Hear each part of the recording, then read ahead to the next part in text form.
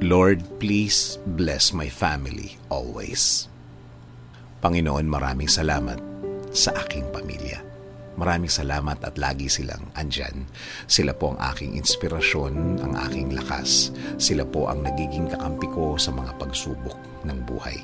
At laging nakaalalay kapag kailangan ko ng suporta. Lord, kasama po ng aking dasal na ito na mas mapalapit sila sa iyo.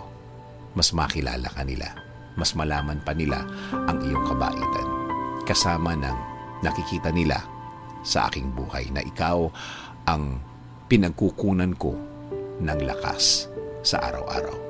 Kasama na rin ang aking dinadasal na tulungan niyo rin ang bawat isa sa kanila sa tuwing kailangan nila ng tulong ninyo, Lord. Tulad na lang ng pagtulong na ginagawa mo para sa akin. Every time na kailangan ko po ng tulong niyo. Palagi niyo silang samahan at protektahan sa lahat ng oras.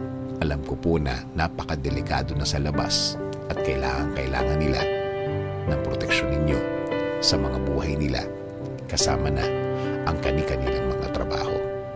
Ikaw, Panginoon, ang nakakaalam ng lahat ng kanilang pinagdadaanan. Alam mo kung anong mga pagsubok ang dumadating sa kanila. At alam ko, Lord, na ikaw lang ang makakatulong at makakasuporta sa kanila dahil alam mo ang kani-kanilang mga buhay. Bigyan mo sila ng talino para kanilang magamit sa tuwing may dalahin sila sa kani-kanilang mga buhay.